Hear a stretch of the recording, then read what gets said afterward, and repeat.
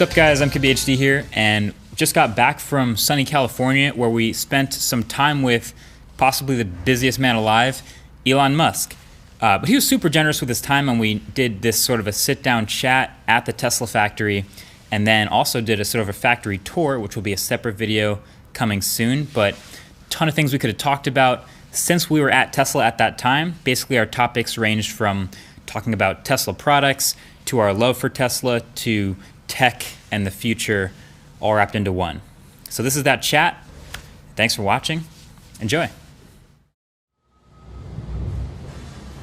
All right. First of all, thanks for taking the time, sitting down. I'm on your very busy schedule, I'm sure. Good to see you. Yeah, good to see you too. Welcome. This is a really interesting place to be. We're kind of in like a bird's eye view of seeing a couple different things happening behind us in the factory. These occasionally move, which is cool. Those are empty door carriers. So they would have carried the doors to cars to get assembled, and then they're on their way back to pick up some more doors. Nice. So I think most people know you as the boss, the face of Tesla, the decision maker. For those who, just for some context, how do you spend time at Tesla? What do you do? Yeah, it's a good question. I think probably a lot of people don't realize I'm like basically just in the factory in design or engineering meetings or production. So that's like 80–90% of the time. I think sometimes people think I spend a lot of time on Twitter. Sure. I don't know why they would think that. That's crazy. But actually, that's like almost nothing. Most of my time is spent, well, at least in the last several months, especially going around the factory, and then working on, say, the paint shop, the body shop where we weld up the body, the final assembly where we put all the parts together, and then if I'm not here, I'm at the Gigafactory in Nevada. Okay, so P100D owner, undefeated in stoplight races for a while now. Rich over here in audio. Hey. Model 3 pre-order, okay. Waiting for his, and Brandon behind the camera also waiting for Model 3. Okay. What version are you waiting for? Long range. Long range. Long range, and what color? Oh, okay. That is a good combo. I got blue rear wheel drive. Nice. Okay. Silver. Cool. So my question is, how, aside from making great products, how do you get people excited about Tesla? There's a lot of people I know and that I talk to who are just intrigued and interested and excited about Tesla as a company. The thing I really focus on at Tesla is like we really put all of our money into and attention into trying to make the product as compelling as possible. So, because I think that really the way to sell any product is through word of mouth. So if somebody gets the car, they really like it, and actually the key is like to have a product that people will love. Yeah. And generally people, if they're at a party or talking to friends or whatever, you'll talk about the things that you love. But if you just like something, it's okay. You're not going to care that much. But if you get love the reactions from the highs and the lows, yeah, so you got to make sure people really love it. You're gonna talk, and then that'll generate word of mouth, and that's basically how our sales have grown. Like we don't spend any money on advertising or endorsements or so anyone like buys our car, they just bought it because they like the car, and it's genuine. No discounts. Like I actually even pay full retail price for my own cars. Okay. Yeah. And then we're really focused on trying to make the cars more affordable, which is really tough. Like in order to make the cars affordable, you really you need high volume. So you need economies of scale. And because the other car companies make a lot more cars than we do, they got way better economies of scale. So as we're gradually able to build up and do more cars, higher volume, then we can build them for progressively like less money, and then make the cars available to wide range of people. But it's super. Honestly, like the car industry is like super competitive. It's like it's like insanely competitive. So as far, I think I read a really interesting, or I think I heard it actually from an earnings call, but something interesting you said is one of the top 5 most frequent trade-ins for Model 3 is a Prius, right? Yeah. Which starts at $20-something thousand, and they obviously have massive economies of scale. Do you think there's room? I mean, Tesla has Model 3, Model S, and Roadster and up. Is there room for possibly an even less expensive quality electric car experience? Yeah, absolutely. I think in order for us to get to, like, let's say ultimately getting to like a $25,000 car. That's something we could do, but it's probably, if we really work really hard, I think maybe we could do that in 3 years. Does it come with time and scale, or just? Yeah, it's a bit of both. Yeah, because like the key to making things affordable is like designing. It's like design and technology improvements as well as scale. So if you think of like say phones, like the earliest cell phones, like I don't know if you remember, I'm probably like dating myself here, but like the original Wall Street. Where the guy's like walking down the beach and he's got like the it's like on a giant phone. He's carrying on like a briefcase kind of thing. They're massive. Yeah. Like massive phone. Yeah. And like all it could do is phone. Yep. Yep. And like had like 30 minutes of battery life and that kind of thing. Now, at that time, in the absence of technology improvements, like no amount of money, no amount of scale could have made that phone affordable. That'd be a lot of engineering iterations, a lot of design iterations. And we're probably, I don't know, on the 30th version of a cell phone. And with each successive design iteration, you can add more capability, you can integrate more things, you figure out better ways to produce it. So it actually gets better and cheaper. But it's like a natural progression of any new technology that it takes multiple versions and large volume in order to make it affordable. Gotcha. Is there anything in the near future of Tesla that you're really excited about? Yeah, there's a lot of things actually. I mean, we've got definitely way more product ideas than we have resources to execute. We were just talking about this with my team, just like, hey guys, what should we focus on? And now in the past, we've only done one car at a time. But as we go into the future, we've got to like basically figure out how to walk and chew gum. it's like okay, how do we do two products at the same time, but still have enough resources that both products are great? Right.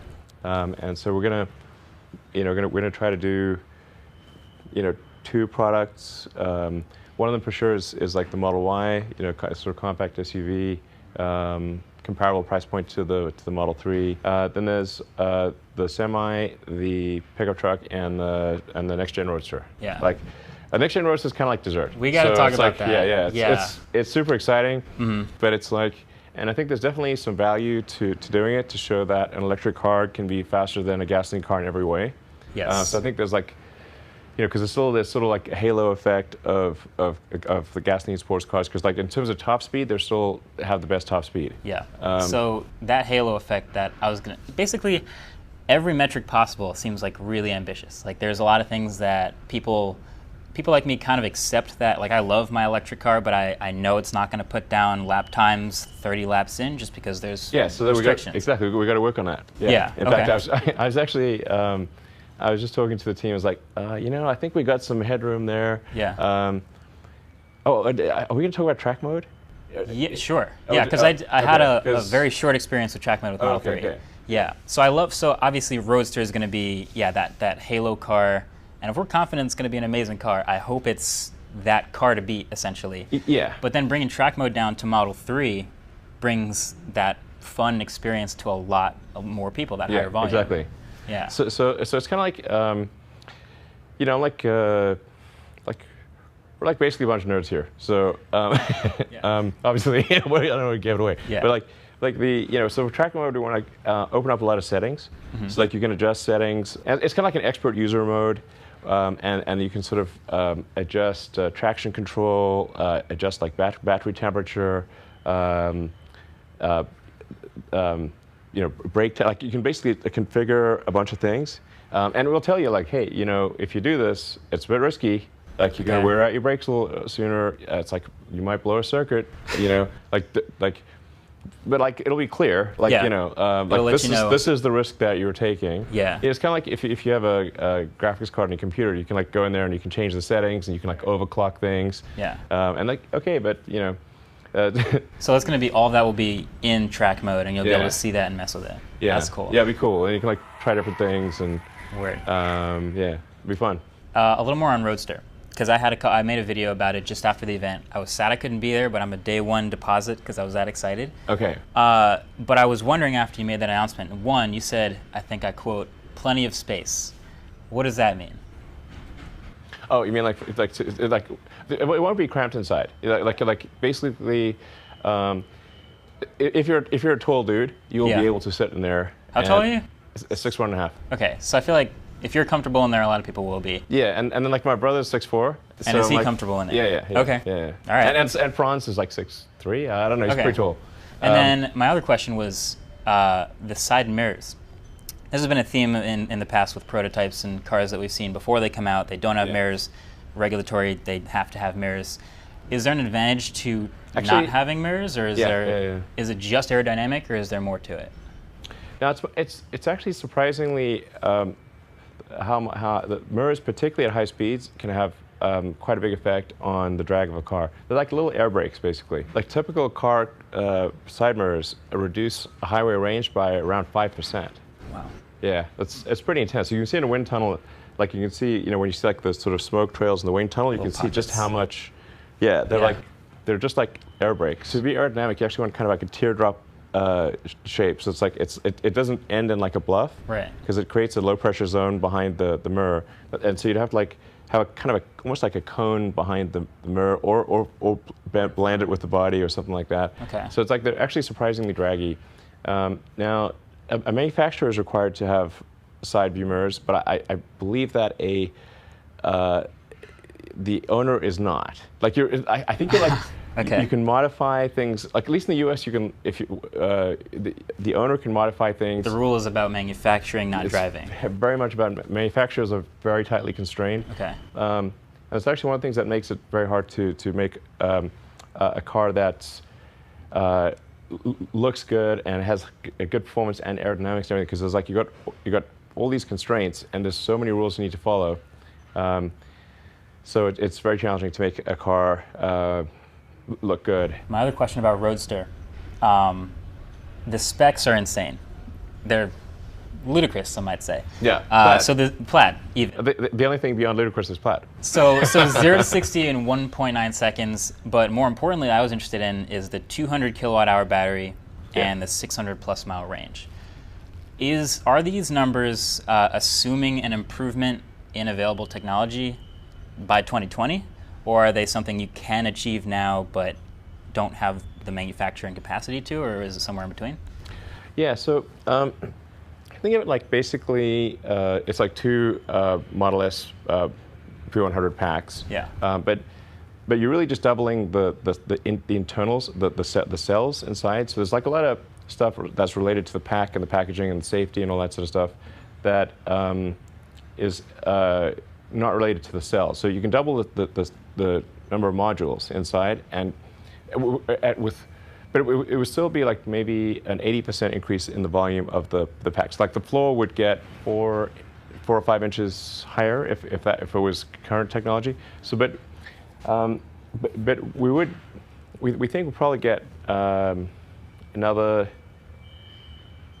maybe 20%, 10, at least 10, maybe 20% improvement, because we'll use, the thing about like an expensive car is we can use the state-of-the-art, the most advanced equipment. Like, it's kind of like with computers, like they've come out with a new like graphics card or CPU. It's like initially it's expensive, and so, but then over time that price drops down. And people like wonder, is it like, do you have like automation? Do you have people? It's like we have both. You know, it's just like a cyborg, but like integrated cyborg thing. Yeah. Actually, like one of the biggest constraints for us is like being able to hire enough people. That's what I was going to ask. So like, and there's parking, a lot parking, of man, parking. There's a lot of parking here. Yeah. You have a lot of robots and a lot of people in the factory. What do people do that robots can't do? And obviously, there's a lot that robots can do as far as lifting and moving things. But as far as precision, maybe there's things they can do that humans can't do. Do you have a ratio off the top of your head, maybe, as far as people versus machines? You know, it varies massively depending upon what part of the production process. Right. So some parts of it are like 80 to 90% automated, and then some parts of it are like only 10 to 20% automated. What are those parts that humans do better than? Humans are really good at adaptation and rapid evolution, and like doing like little like finicky things like that. like for general assembly, like one of the mistakes we made that was like pretty big mistake was trying to automate general assembly, which is where you put the parts together. You know, so like some of the things, it's like trying to connect a hose that's like sort of dangling around. I see. And then you got like the robot's like got to find the hose, grab it, like then connect it to another hose. At that point, it's like really hard. Yeah. Like a person can just go, oh, done. Gotcha. Yeah. That makes a lot of sense. Yeah. And okay. it's like, when you see it, it's like, wow, it's super obvious. Word. And then we try to have robots do this, and it's like robots like grabbing the wrong thing and like trying to stick it over here, and then like, oh, the hose was here when the robot thought it was here, and so now it like tries to grab air, and then like smashes into the car. It's like, you don't want that. It was a comedy of errors, tragedy of errors. Like person, you can say like, this thing needs to connect to that thing, and then however they arrive, person can figure it out. The robot would be... The robot would be like, ah. Yeah, gotcha. And then as far as Tesla's overall master plan is what it was originally called. So you start with the low volume, high price Roadster, then you move on Model S, higher volume, lower price, to Model 3. As far as I know, that's where the master plan ended. Yeah, that was like part one. Yeah, Part one. We had Model X in there, which you know, that was definitely an exercise in hubris. Now the X is an amazing car, and it's like, but it's like we kind of got carried away with the art. I hear it's very difficult to make. Yeah, we got carried away with the art and technology. It's like obviously you want great art, you want great technology, but we did get a little distracted from our mission, which is to like advance the cause of electric vehicles, and it probably delayed us a little bit with the Model 3 as well. So I guess my last question in here would be, just as far as the Tesla master plan, part one coming to an end, is it now just a matter of steering the ship towards new opportunities? You see, there's not a lot of companies making a $35,000 electric car and a $250,000 supercar and a semi-truck and doing them all really well. Right. Do you guys see yourself just keeping a tight ship and picking your choices here and there?